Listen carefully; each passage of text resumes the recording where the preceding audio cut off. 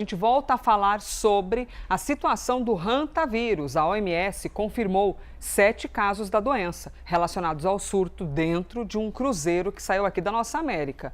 Os passageiros a bordo do navio vão ser repatriados até hoje.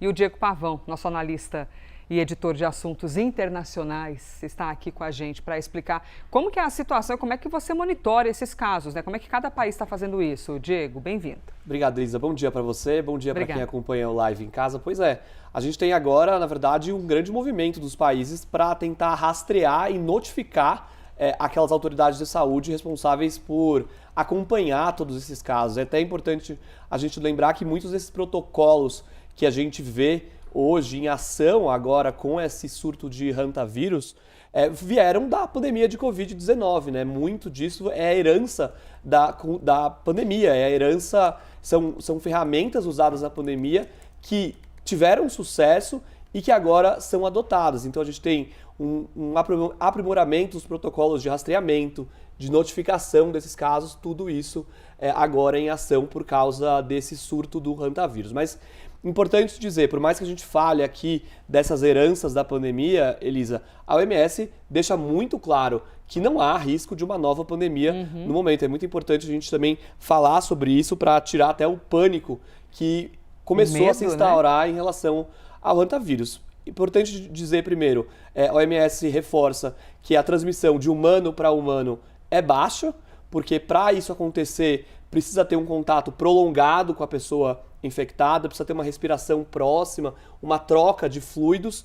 Isso aconteceu no cruzeiro porque a gente está falando de um ambiente muito confinado, muito pequeno, que é esse cruzeiro de um vírus que ficou incubado durante uma viagem pelo Atlântico. E existe um outro motivo também, Elisa, e também quem não está nos assistindo, que é sobre o vetor desse vírus, né? Esse roedor que traz esse vírus, ele é contido num lugar específico na América do Sul, em regiões remotas, regiões de animais silvestres. Ele não está, por exemplo, em grandes cidades onde poderia ter uma transmissão mais ampliada. Mas vamos mostrar quais países estão monitorando esses casos de hantavírus pelo mundo. A gente tem aqui nessa primeira coluna, os óbitos confirmados. São 3 até agora, tá? Primeiro, um casal da Holanda, um homem e uma mulher que estavam, claro, nesse cruzeiro que passou pelo Atlântico.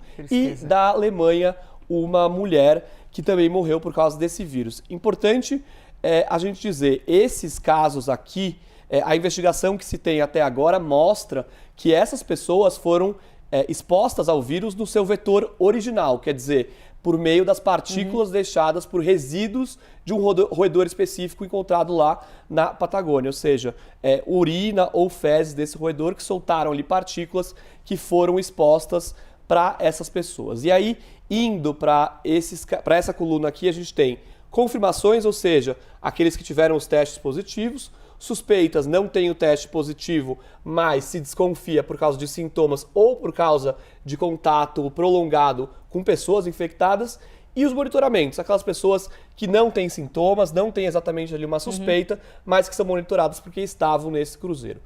A gente tem aqui esse país, Reino Unido, França, Estados Unidos, África do Sul, Suíça e Canadá. No Canadá, por exemplo, se monitoram 3 pessoas que podem ter tido contato com alguém infectado.